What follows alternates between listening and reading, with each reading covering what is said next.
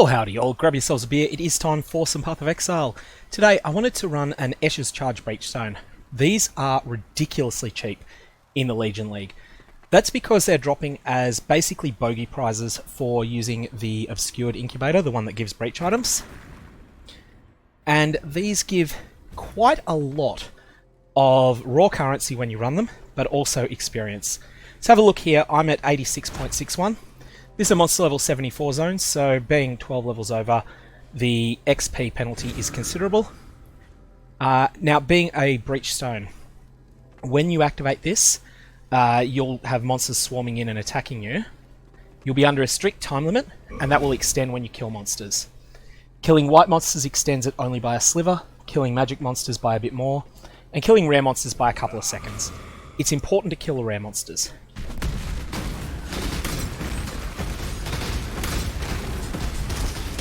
In any case, we're going to keep pushing through. Charge up a Veil skill. This one's got Soul Eater as well, which is a pain in the ass. We'll loot at the end. If you're more powerful than my character is, you should loot as you go.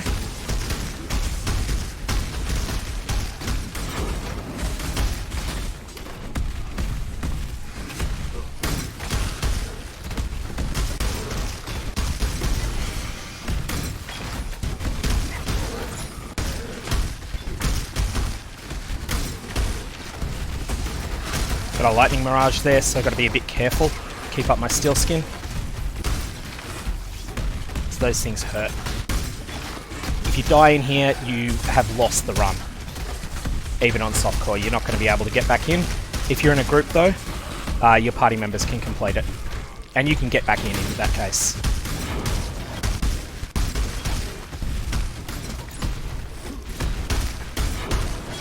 You'll notice there's a lot of maps dropping in here.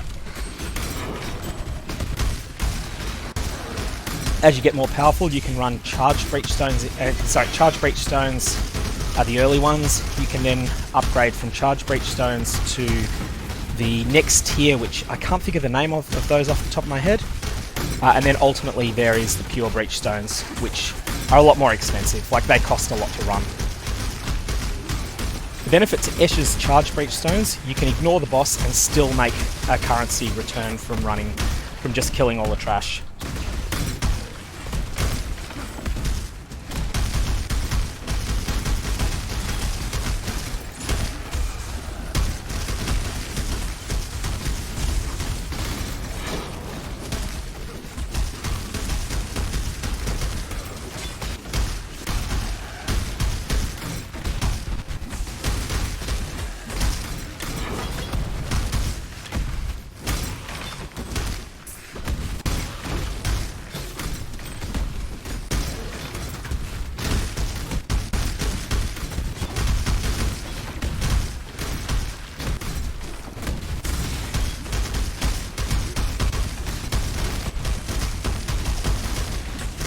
Alright, now the timer's disappeared, that means I've completed it.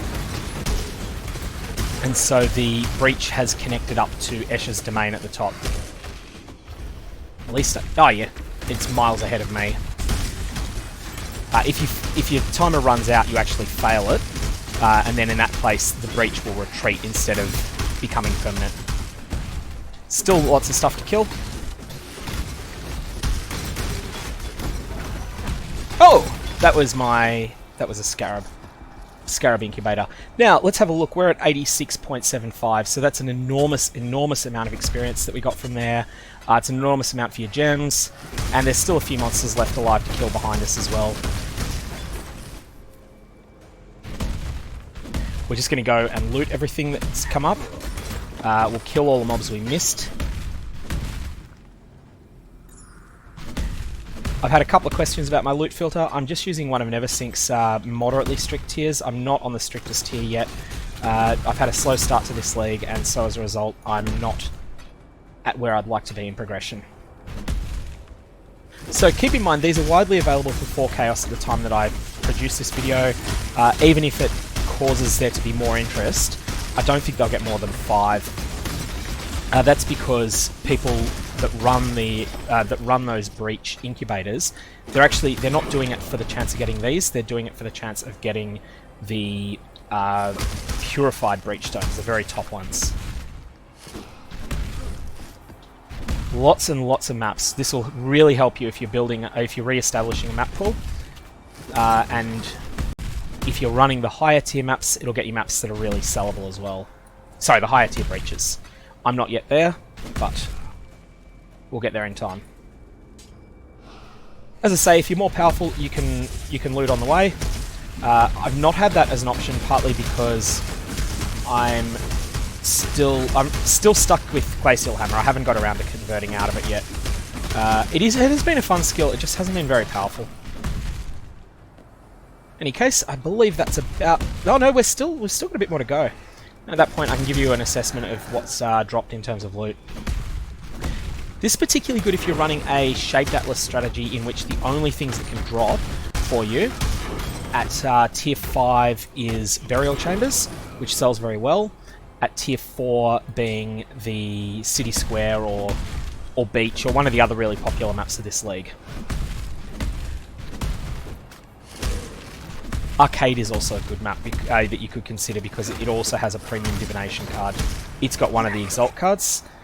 Burial Chambers has the Headhunter card, the Doctor, and City Square and Beach are popular because their layouts are just so good with the Legion mechanic.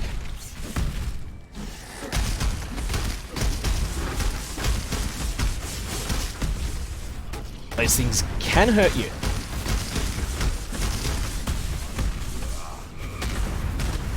It's always the case with rare monsters. If they get the right combination of affixes, they can be dangerous, even in a quite low level zone like this.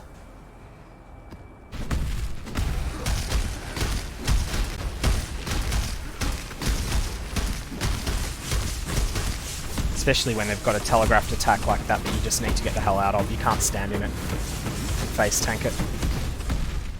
And I just don't yet have the damage to blitz this guy down.